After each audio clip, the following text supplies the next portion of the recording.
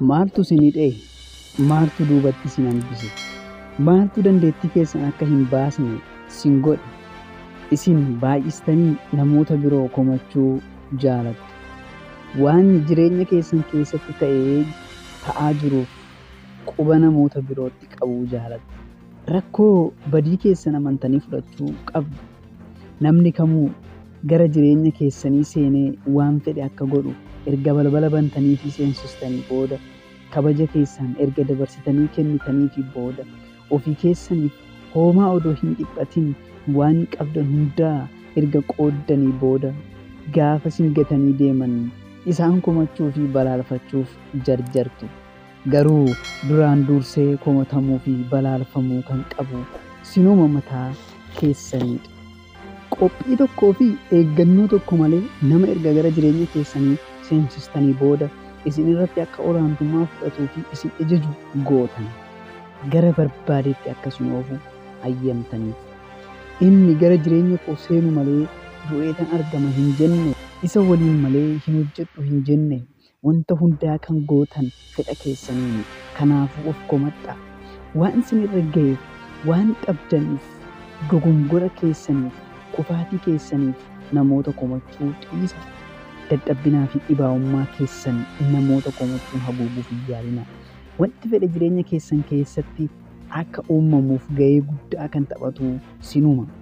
Balbala keessan yoo cuftan isa cabsee kan seenu hin jiru.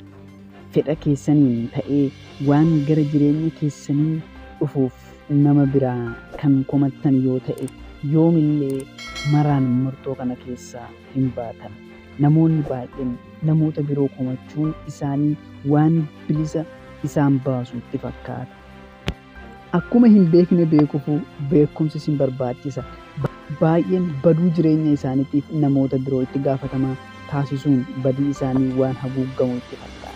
Dhugaan garuu namoota komattanis komachuu baattanis, itti gaafatamummaa fudhattanis fudhachuu baattanis kan sinirratti ta'eef itti gaafatamaa dureen sinuma. Badii keef eenyu dhufee itti gaafatamaa akka fudhatu barbaada? Eenyutu kasaaraa keetitti itti gaafatamummaa fudhata jettee yaadda? Si'iin alaa namni fuuldura dhaabbatee siif falmu, siif qabsaa'u hin jiru. Kan argatte hundaa hiriyaan waliin balleessaa turte. Namoonni inni irra jaalatu hunduu ba'aa kee siif baachuu hin danda'an. Jireenyi itti gaafatamummaa nama biraa nama kamiifuu hin kennitu.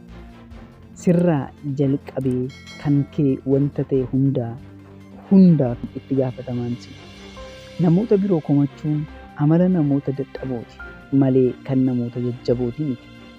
Nama xabaatuma komachaa deemtuun dandeettii kee ajjeesaa deemta.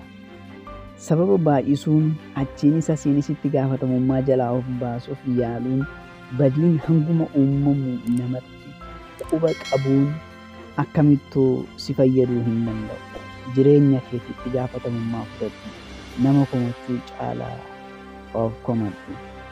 Maatii koo hanga ammaatti waan waliin turtaniif galatooma. Viidiyoo biraan hanga wal agarrutti nagaan naaf turaa. Baay'ee.